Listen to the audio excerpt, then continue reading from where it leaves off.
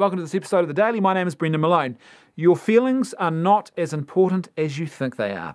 Now, the reason I've started this episode by saying that is because more and more we see people talking about major social issues or moral issues or economic policy or governance or whatever it is, like big issues, and we see people and we hear people saying, I feel this, or here's how I feel about this issue, or here's what I feel that we should do. Your feelings are irrelevant when it comes to these sorts of issues. In this particular arena, your feelings actually are kind of a dangerous thing to be going on. You don't want to be making these sorts of decisions based on how you feel. That's not a good place to be in.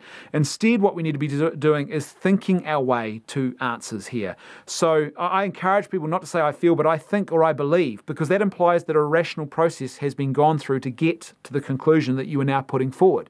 So you've looked at the evidence. You have observed the issue and sort of tried to give it a wider context. You have listened to the arguments and given fair airtime to both sides of the debate and the arguments that are being made. And then you've analysed all of that, weighed it all up, and then you've come to your conclusion. And now you're saying, I think. And I think based on.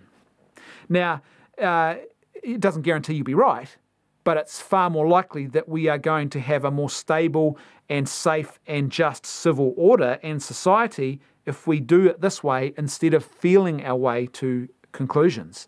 In fact, it's really, really dangerous when you've got a society of people feeling their way to public policy and to answers about major moral and social and governmental issues.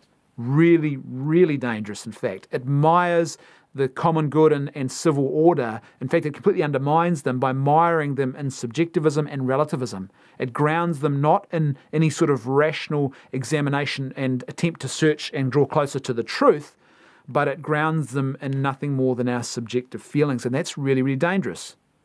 See, if you want to have things like human rights and you want to have justice and you want to have a good social order in your society, then you don't get there merely by feelings. Feelings are actually really dangerous, because what happens in 30 years' time when a new generation of people in your society start saying, well, I feel that the government should be able to take people's property and land off them without any redress and without any compensation at any time they want for any reason. Or I feel that women shouldn't get the vote.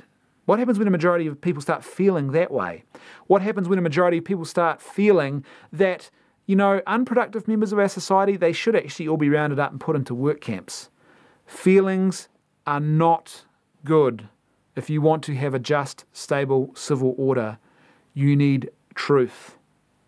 And to get to the truth, you need the engagement of a rational intellect, not merely your feelings.